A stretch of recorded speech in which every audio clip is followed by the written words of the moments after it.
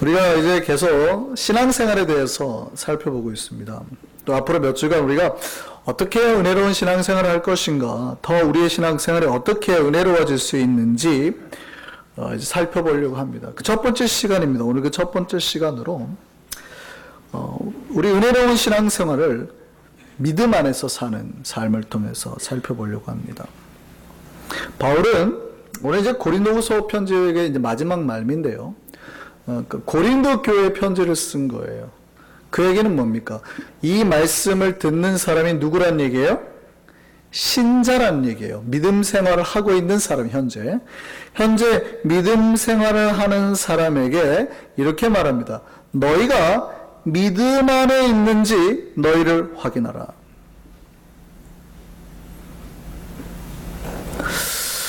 여러분이 질문 한번 드릴게요. 믿음 안에 있으시나요? 믿음 밖에 있으시나요?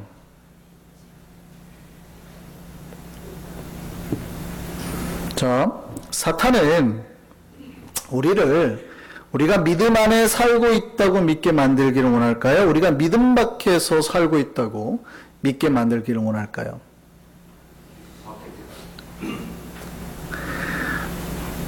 항상 곤란할 때는 침묵으로. 사실은 답은 두 가지입니다. 세 가족에게 사탄이 주로 던질 때 공략하는 거는요, 너가 믿음 밖에 있는 것처럼 자꾸 만듭니다. 너는 믿음 안에 있는 게 아니야. 불안하게 만드는 거거든요.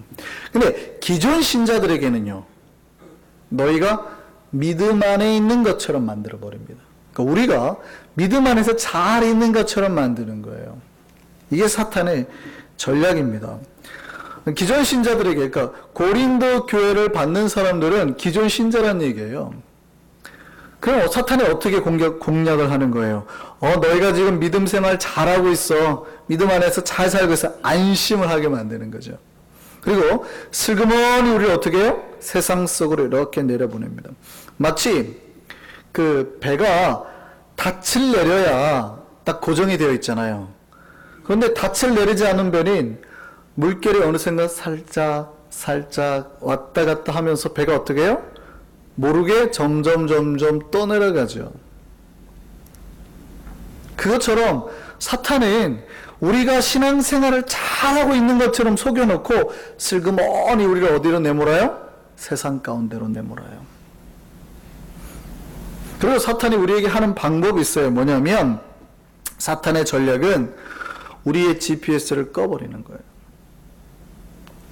우리의 GPS, 방향 감각을 상실하게 만들어요. 내가 지금 믿음 생활 잘하고 있는지 아닌지를 싹 이렇게 모르게 만드는 거예요. 그리고 뭐라고 하냐면, 너 지금 잘하고 있어. 배 안에 있잖아. 안전해. 자꾸 그렇게 하는 거죠. 근데 어느새 우리가 타고 있던 배가 어디만큼 가 있어요? 세상 한가운데로 나가요.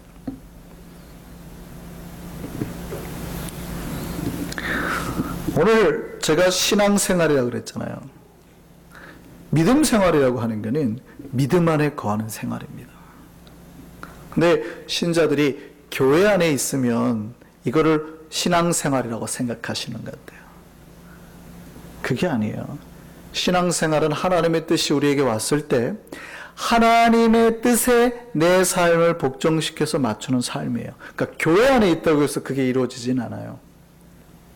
그러니까 많은 사람들이 내가 세상에서 하고 싶은 거는 이만큼 있거든요.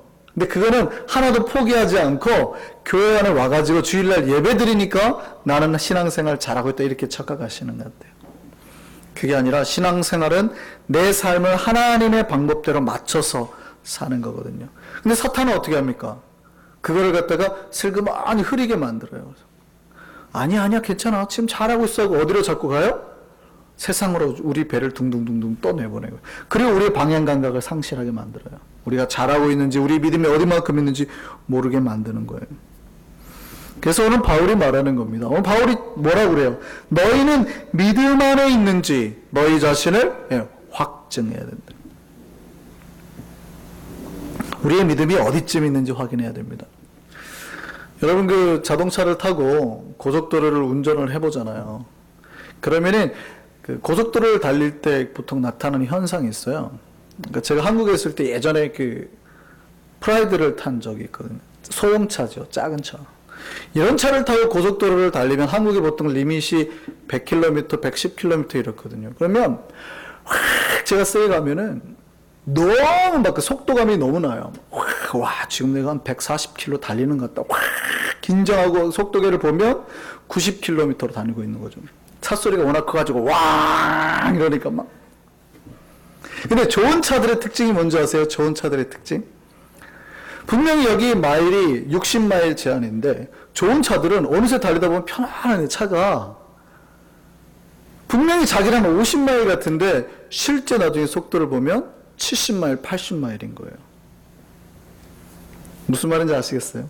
그러니까 고속도로를 갈 때, 운전할 때 항상 어떻게 해야 돼요? 자기의 계기판에 있는 속도계를 보고 현재 내 속도가 어디 정도인지, 어느 만큼인지 확인을 해줘야 되는 거예요. 믿음도 똑같습니다. 여러분 믿음 생활을 할 때 지금 현재 내 속도가 어느 만큼 나오고 있는지, 내가 어느 만큼 위치로 가고 있는지, 내가 지금 오버하고 있는지 떨어지고 있는지 봐서 확인을 해야 된다는 겁니다. 바울이 지금 그 얘기하고 있는 거예요. 신자들에게 하는 말이 당신들이 믿음 안에 있는지 여러분 스스로 확증하셔야 됩니다. 확인하셔야 됩니다. 점검하셔야 됩니다. 특별히 시험해 보셔야 됩니다. 이렇게 말하는 거예요. 믿음 안이라는 말은요, 이 말과 반대입니다. 세상 안에. 사탄은 우리에게 세상의 기준, 세상의 안목, 세상의 가치관을 가지고 자꾸 우리를 유혹합니다. 세상 사람들이 다 그렇게 사는 거예요. 근데 바울은 우리가 어떤 가치관으로 산다고 말하는 거예요? 믿음의 가치관. 그러니까 믿음 안에 있는 기준으로 살고 있어야 된다. 그 얘기를 하고 있는 겁니다. 그러니까 믿음 안에 산다는 말은요, 신앙생활 한다는 얘기는 이겁니다. 프레임을 바꾸는 거예요. 예전에 내가 가졌던 프레임이 있어요. 돈 많으면 잘 사는 것. 뭐 나쁜 짓 좀 안 하고 살면 잘 사는 것. 뭐 안 훔치고 살면 잘 사는 것. 뭐 이런 게 이제 우리의 프레임이에요. 세상에서 계속 던져주는 거. 그리고 뭐 한국으로 따지면 무슨 뭐 지로 시작하는 뭐 물론 그런 아파트에 살면 잘 사는 것. 무슨 포스카 뭐 이런 아파트에 살면 잘 사는 것. 이런 기준이 있어요. 기준이. 이게 세상의 기준이라는 거죠. 그러니까 그런 프레임들, 내가 그러면 꼭 저기로 들어가야겠다라는 그런 것들이 생기는 거거든요. 근데 우리는 어떤 프레임으로 살아야 된다고요? 믿음의 프레임대로 살아야 된다고요. 사탄은요, 우리를 유혹할 때 믿음의 프레임을 이렇게 밀쳐버리고 자꾸 자기의 프레임을 이렇게 넣으려고 합니다. 사탄이 던져주는 프레임이 뭐예요? give and take죠. 주면 받고, 당했으면 갚고, 원수는 해야 마시고, 복수는 나의 것이고, 돈만 있으면 세상은 내 거고. 이런 세상적인 프레임의 굴레로 인간을 씌워버리는 거예요.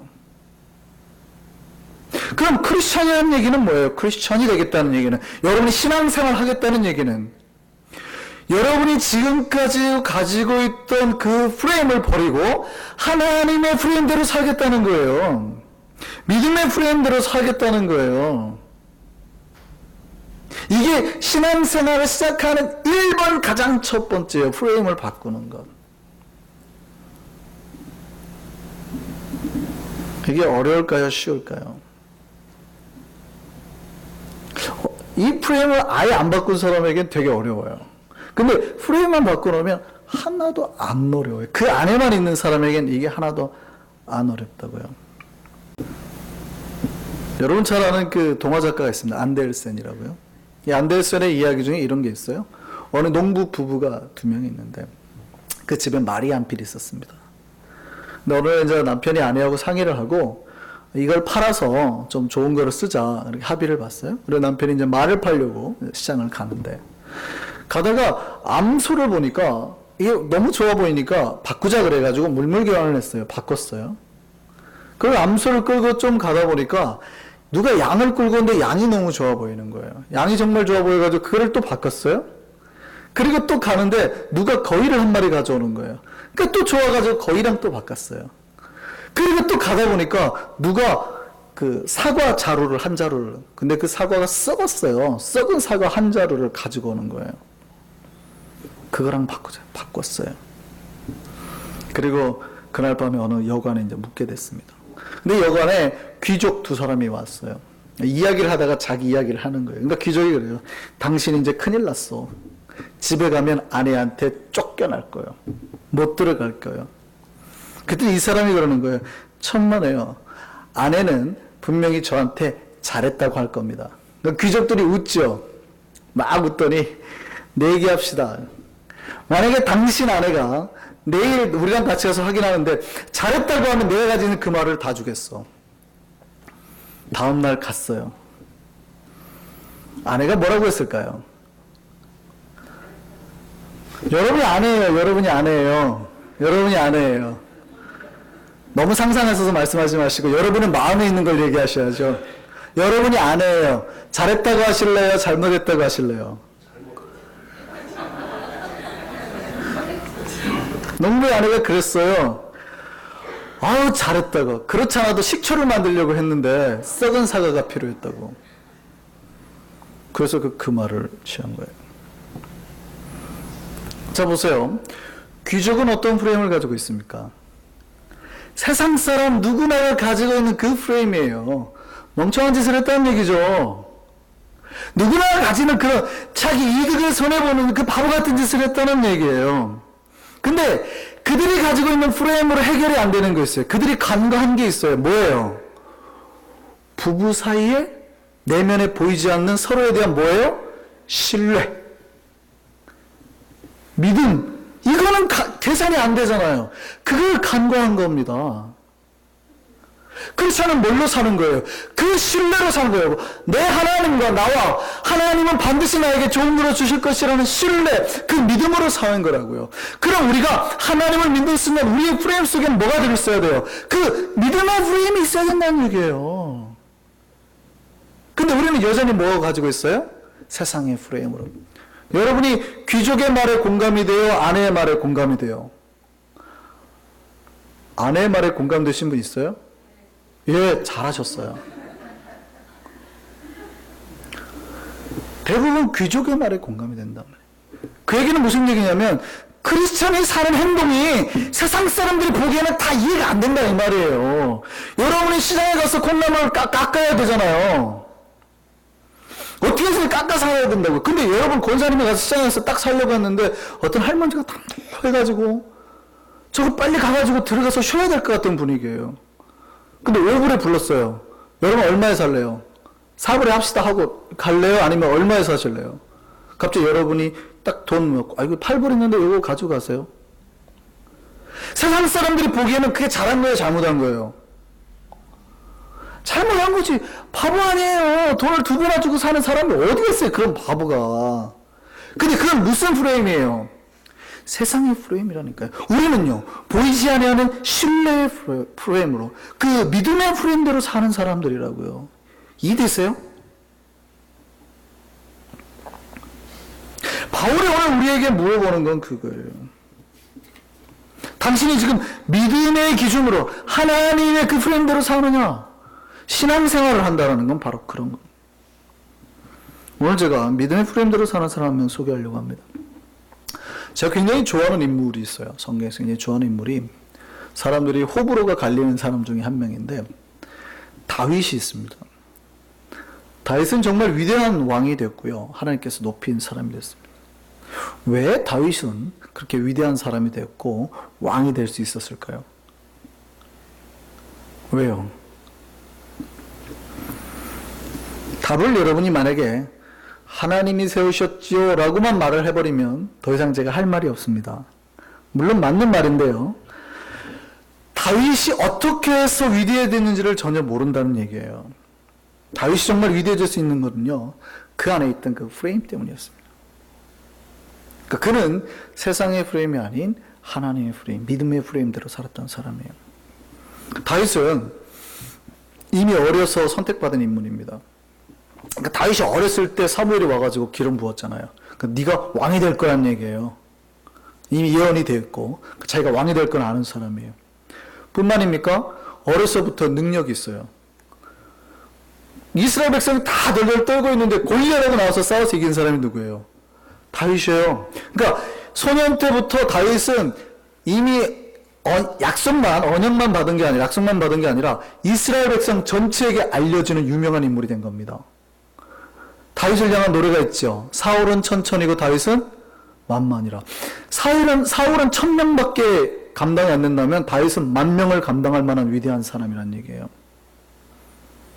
그리고 어떻게 합니까? 사울은 이제 하나님부터 버림받았어요. 악신이 들려가지고요. 막 정신이 왔다 갔다 한 사람이에요.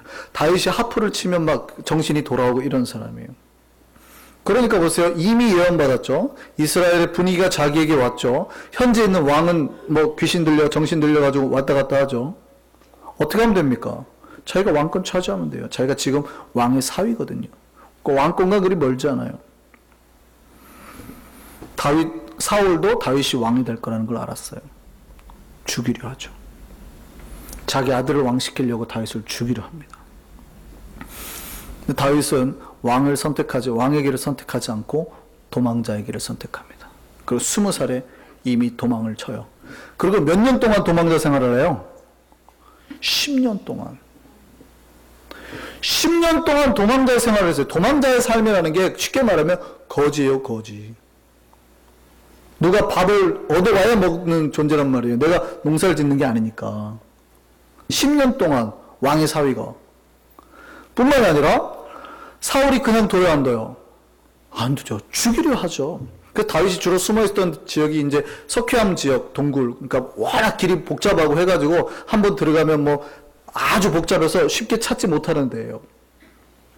근데 그 지역 사람이요, 이 10이라는 지역에 살던 사람이 저기 위에 수도인 기브온까지 가가지고 사울에게 고발해버립니다. 다윗이 지금 숨어있다고. 그러니까 사울이 다윗을 죽이려고 3,000명을 데려왔어요. 이게 무슨 얘기인지 아세요? 사울이 이스라엘 전체의 주력 부대를 데리고 왔다는 얘기예요. 다윗을 죽이려고. 그러니까 대한민국으로 따지면 한 명이 자기 정적을 죽이기 위해서 전방부대, 최전방부대, 메인 모든 부대를 다 뽑아가지고 다윗 잡으라고 보낸 거예요. 전투기고 탱크고 막. 이해됐어요? 이때 다윗이 얼마나 위급했겠습니까? 이때 다윗의 위급한 상황을 알려주는 구절이 있어요. 사무엘상 한번 보시죠. 같이 한번 읽겠습니다. 사울이 산 이쪽으로 가매 다윗과 그의 사람들은 산 저쪽으로 가고. 이해되세요? 지금 이쪽 산으로 오니까 다윗이 겨우겨우 도망해서 저쪽 산으로 가고 아주 지금 아슬아슬하게 다녀요. 그러다가 마지막에 어떻게 해요? 다윗이 사울을 두려워해서 급히 피하려 하였는데 사울과 그의 사람들이 다윗과 그 사람들을 에워싸고 이제 잡으려고 할 때, 물론 이때 하나님의 은혜로 블레셋이 갑자기 공격하게 해서 사울이 급히 철수합니다. 보세요. 다윗이 지금 왕이 될 사람이 자기 목숨 위험해가지고 살잖아요. 근데 이때 아주 특별한 일이 일어납니다. 사울이 이제 피곤해가지고요, 어디 동굴에 들어가서 쉬려고 잠깐 있는데, 그 동굴이 작은 동굴이 아니에요. 속현 동굴 크니까. 그 안에 누가 들어와 있었냐면 다윗과 부하들이 숨어 있었어요. 마치. 근데 사울이 거기에 들어와서 지금 잠을 자고 있단 말이죠. 여러분, 이걸 어떻게 해석해야 될까요? 여러분, 어떻게 해석하실래요? 하나님이 드디어 나에게 이 원수를 갚을 기회를 주시는구나. 그러지 않을까요? 다윗의 부하들이 그렇게 말했습니다. 사무엘상 24절입니다. 자, 다윗의 사람들이 이르되 보소서, 여호와께서 당신에게 이르시기를 내가 원수를 내 손에 넘기리니 내 생각이 좋은 대로 그에게 행하라. 이것이 바로 그날입니다. 드디어 때가 왔습니다, 이 얘기예요. 그러지 않을까요? 너무나 우연이잖아요. 이런 절호의 기회가 없어요. 하나님이 만들지 않고서는 이런 게 생길 수 없잖아요. 어떻게 해석하실래요? 드디어 하나님이 원수를 내 손에 붙이는구나. 여러분, 다윗입니다. 사울을 죽이고 궁으로 가서 이제 이 고생 목숨의 위해로부터 벗어나서 편안하게 사실래요? 아니면 그냥 여전히 도망다니면서 그렇게 살래요? 어느 길을 선택하시겠습니까? 저는 여자라서 다윗이 될 생각은 안 해봤습니다. 다윗이 뭐라고 말했는지, 다윗이 뭐라고 말했냐면, 분명히 복수할 그날이라고 말했는데, 아니, 가둬서 겉옷자락만 가만히 펴고 옵니다. 물론 여기서 겉옷자락은 꽤 의미가 있어요. 유대인의 겉옷자락에 붙어있는 그 옷술 굉장히 상징적인 의미가 있거든요. 그냥 겉옷만 자른 건 아닙니다. 어쨌든 제가 지금 그 설명하려고 하는 거 아니니까. 근데 그렇게 나왔어요. 근데 보세요. 그랬을 때 다윗의 부하들은 뭐라고 했을까요? 다윗의 부하들은. 그렇죠. 절대 호의를 베풀면 안 됩니다. 저 인간은 우리가 은혜를 베푼다고 해서 우리 은혜를 받아줄 인간이 아니에요. 라고 말하지 않을까요? 반드시 또 와서 우리를 죽이려 할 겁니다. 그렇게 말했을 겁니다. 근데 진짜로 다시 왔죠. 사울이 다시 돌아가서 3,000명을 데리고 옵니다. 근데 3,000명을 데리고 돌아오는데요. 다윗이 그날 정찰을 가기로 하는데 누가 나랑 같이 갈 사람? 그러니까 요압의 나중에 군대 장관이 되죠. 요압의 아우 아비새가 제가 같이 가겠습니다. 둘이 들어가는데요. 기가 막힌 일이 벌어집니다. 3,000명이 다 자려고 준비하고 자고 있는데 물론 변장을 했겠지만 점차 정탐해하고 그 군 진영을 들어가는데 어디까지 가요? 사울이 있는 처소까지 갑니다. 그러니까 3,000명을 유유히 뚫고 지나가요. 이게 누구의 역사일까요? 하나님의 역사가 아니고서는 안 되는 거예요. 그리고 사울 앞에까지 가게 되는 겁니다. 너무 기가 막히지 않아요? 너무 기적 같은 일이 일어나지 않아요? 3,000명을 뚫고 그 적의 본진을 향해서 들어가는데 여러분 같은 여러분 삶에 드디어 그런 기회가 왔어요. 뭐라고 할래요? 이때 아비새가 이렇게 말합니다. 사무엘상 26장.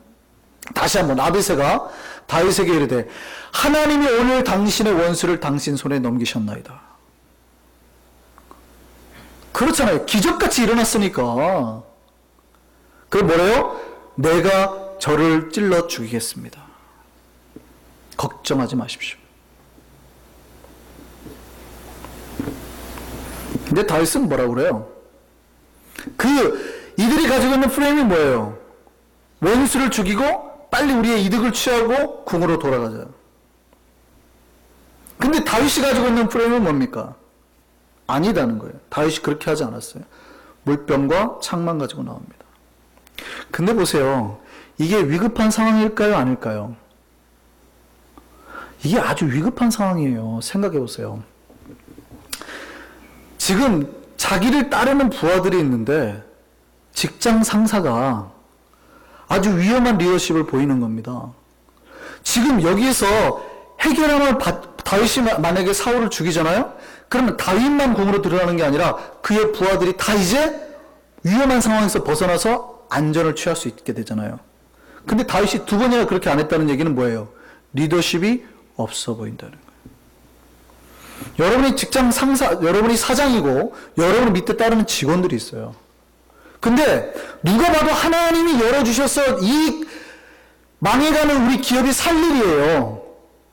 근데 약간 이게 뇌물성 뭔가 있단 말이에요. 근데 그것만 받으면 사장뿐만이 아니라 모든 사람이 다 회복되는 거예요. 아주 심각한 나쁜 것도 아니에요. 이미 내가 정해졌으니까 수순대로 우리 아버지가 돌아갈 거, 예를 들어서 뭐 그런 거라 생각하시죠. 우리 아버지가 돌아갈 거 예상해서 이제 호흡기만 살짝, 이미 식물인간이니까 살짝 빼면 돼요. 어차피 돌아가시고 내가 후계자니까. 그럼 나뿐만이 아니라 우리 가족이 다 살아요. 우리 전 직원이 다 산다고요. 망해가던 직원들이. 아니면 언제 내가 죽을지 몰라요. 근데 다윗이 어떤 선택을 했다고요? 아니라. 왜 이랬을까요? 왜? 다윗은 왕국에서 편안한 삶을 살 수도 있어요. 이제 죽을 거라는 공포에서도 떨 필요가 없다고요. 근데 왜 다윗은 아니다라고 했을까요? 다윗이 가지고 있는 프레임은 달랐기 때문이에요. 자기 부하들이 가지고 있는 프레임하고. 사무엘상 26절을 한번 보시죠. 다시 한번 밑에 읽어보겠습니다. 9절부터 시작. 다윗이 아비새에게 이르되 죽이지 말라. 누구든지 손을 들어 여호와의 기름 부음을 받은 자를 치면 죄가 없겠느냐. 다윗이 또 그에게 이르되 여호와께서 살아계심을 두고 여호와께서 그를 치시리라. 여기서 우리가 여호와의 기름 부음 받은 자를 치는 것이 되냐 안 되냐를 해석하지 마시죠. 다윗은 지금 뭘로 봤다는 거예요? 이게 하나님 앞에서 뭘로 봤다는 거예요? 죄로 봤다는 거예요. 이해됐어요?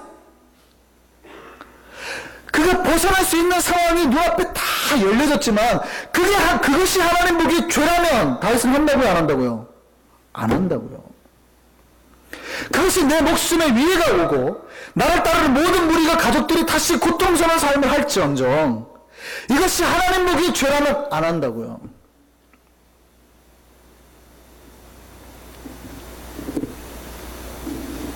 다윗은 이 다른 프레임을 가지고 이게 뭐예요? 이게 바로 신앙의 프레임입니다. 이게 바로 믿음의 프레임입니다.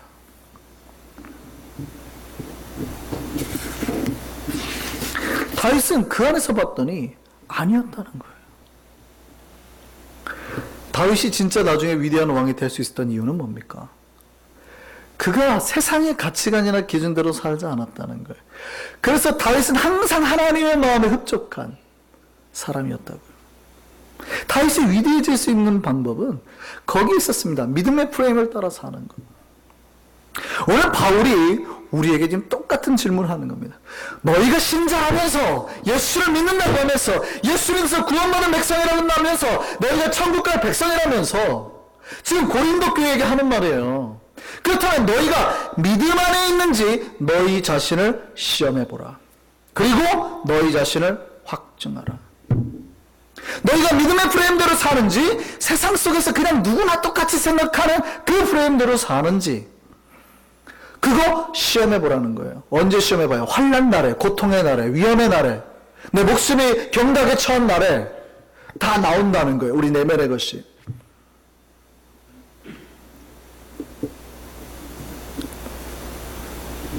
저는 여러분이 이 다윗처럼 이 바울의 말을 가슴에 새기고 믿음 안에서 믿음의 프레임대로 살아가는 믿음의 백성 되기를 소망합니다.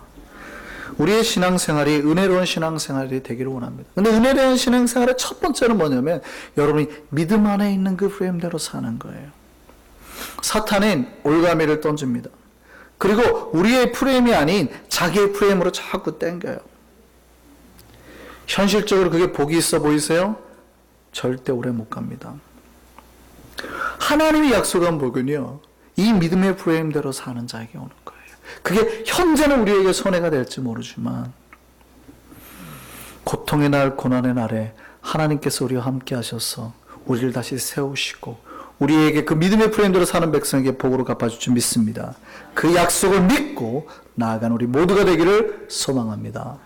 찬양하겠습니다.